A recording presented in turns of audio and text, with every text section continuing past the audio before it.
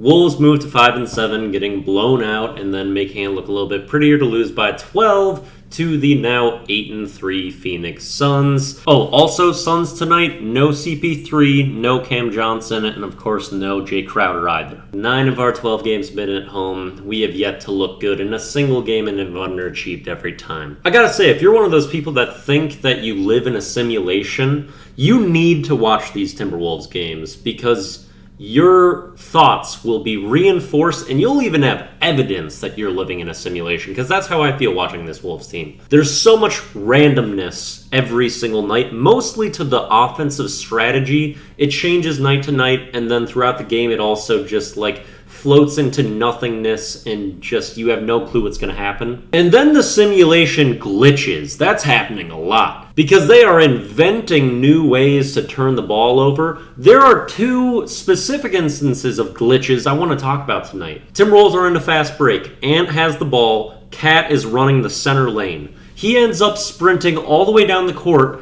and is never looking for the ball, for one. He gets to the baseline and is out of bounds. He sprints on the fast break out of bounds, then starts going towards the Suns bench, running out of bounds. Anthony Edwards passes him the ball while he's out of bounds, and it's something I've never seen before at any level of basketball. Same quarter, we play 4-on-5 for an entire possession. D'Angelo Russell thought he wasn't supposed to be on the court. And it doesn't matter how correct he is about that. He has to be there when we are trying to put him in the game. This team is terrible, and it's the same biggest problems every single night. Three-point shooting is elite from the opposition again. 45% on threes for the Suns. They're just draining everything. We have 19 turnovers again, which is a ton. And as I've said, they're very unforced turnovers and ones that are just demoralizing because you're like, how do we do this? We also had a lot of foul trouble tonight, which is something that regularly happens to the Wolves. Tonight, it was Ant, Gobert, and Cat in the first half all having 3 fouls.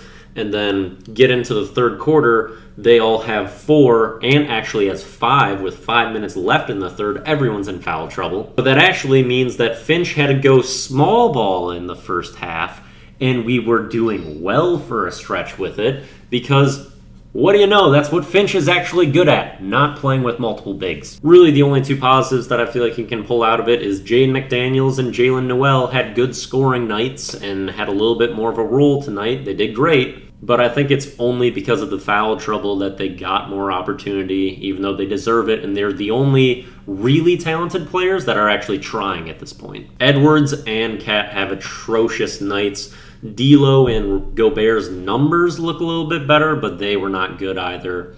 This team is just bad. I'm ready to give up on them. I honestly am. I think every shred of optimism needs to be earned from this point out, and changes desperately need to be made. But the problem is the person in charge of making the changes is the one who ruined the team, and he's the most recent hire and add to the organization.